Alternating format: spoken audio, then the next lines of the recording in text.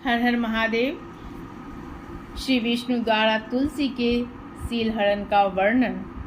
व्यास जी के पूछने पर संत कुमार जी ने कहा, महर्षि, रणभूमि में आकाशवाणी को सुनकर जब देवेश्वर शंभु ने श्री हरि को प्रेरित किया, तब वे तुरंत ही अपनी माया से ब्राह्मण का वेश धारण करके शंखचूड़ के पास जा पहुँचे और उन्होंने उससे परमोत्कृष्ट कवच मांग लिया।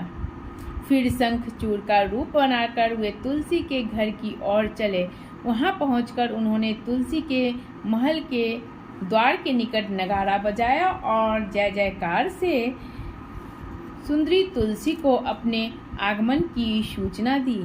उसे सुनकर सती साध्वी तुलसी ने बड़े आदर के साथ झरोखे के रास्ते राजमार्ग की ओर झांका और अपने पति को आया हुआ जानकर वह परमानंद में निमग्न हो गई।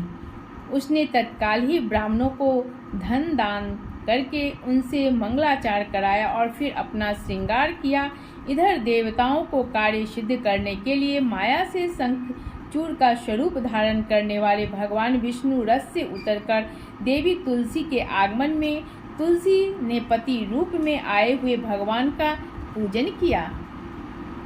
बहुत सी बातें की, तदंतर उनके साथ रमन किया। तब उस साध्वी ने सुख, सामर्थ्य और आकर्षण में व्यक्तिक्रम देखकर सब पर विचार किया और संदेह उत्पन्न होने पर वह तू कौन है, यूँ डांटती हुई बोली। तुलसी ने कहा, दुष्ट, मुझे शीघ्र बतला कि माया द्वारा मेरा उपभोग करने वाला तू कौन है।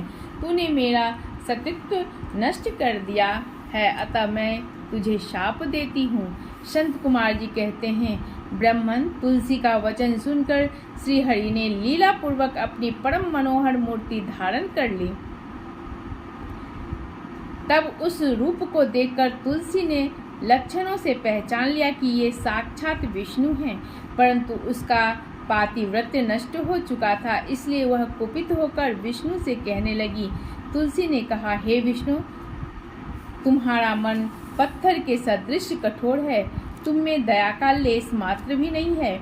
मेरे पति धर्म के भंग हो जाने से निश्चय ही मेरे स्वामी मारे गए, चूंकि तुम पाषाण सदृश कठोर, दया रहित और दुष्ट हो, इसलिए अब तुम मेरे शाप से पाषाण स्वरूप ही हो जाओ। संत कुमार जी कहते हैं, मुनि यूँ कहकर शंखचूड़ की वह सती साध्वी पत्नी तुलसी फूट फूट कर रोने लगी और शोकार्त होकर बहुत तरह से विलाप करने लगी। इतने में वहाँ भक्तवत्सल भगवान शंकर प्रकट हो गए और उन्होंने समझाकर कहा, देवी, अब तुम दुख को दूर करने वाली मेरी बात सुनो और श्री हरि भी स्वस्थ मन से उसे श्रवण करें, क्योंकि तुम दोनों के लिए जो सुखकारक होगा वही मैं कहूँगा। भद्रे, तुमने जिस मनोरथ को लेकर तप किया था, यह उसी तपस्या का फल है, भला वह अन्यथा कैसे हो सकता है। इसलिए तुम्हें उसके अनुरूप ही फल प्राप्त हुआ है। अब तुम इस शरीर को त्याग कर दिव्य देह धारण कर लो और लक्ष्मी के समान होकर नित्य श्री हरि के साथ बैकुंठ में विहार करती रहो। तुम्हारा यह शरीर जिसे तुम छोड़ दोगी नदी के रूप में परिवर्तित हो जाएगा। वह नदी भारतवर्ष में पुण्य रूपा गंडकी के नाम से प्रसिद्ध होगी। महादेवी, कुछ काल के पश्चात मेरे वर के प्रभाव से देव पूजन सामग्री में तुलसी का प्रधान स्थान हो जाएगा। सुंदरी, तुम स्वर्ग लोक में, मृत्यु लोक में तथा पाताल में सदा श्री हरि के निकट ही निवास करोगी और पुष्पों में श्रेष्ठ तुलसी का वृक्ष हो जाओगी। तुम वैकुंठ में दिव्य रूप धारणी वृक्षाधिष्ठात्री देवी बनकर सदा एकांत में श्री हरि के साथ क्रीड़ा करोगी। उधर भारतवर्ष में जो नदियों की अधिष्ठात्री देवी होगी, वह परम पुण्य प्रदान करने वाली होगी और श्री हरि के अंशभूत लवन सागर की पत्नी बनेगी तथा श्री हरि भी तुम्हारे शापवश पत्थर का रूप धारण करके भारत में गंडकी नदी के जल के निकट निवास करेगी।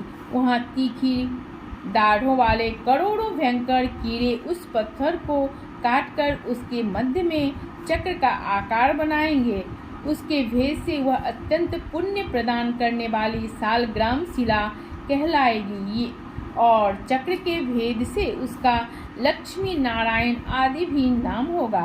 विष्णु की सालग्राम शिला और वृक्ष स्वरूपिणी तुलसी का समागम सदा अनुकूल तथा बहुत प्रकार के पुण्यों की वृद्धि करने वाला होगा।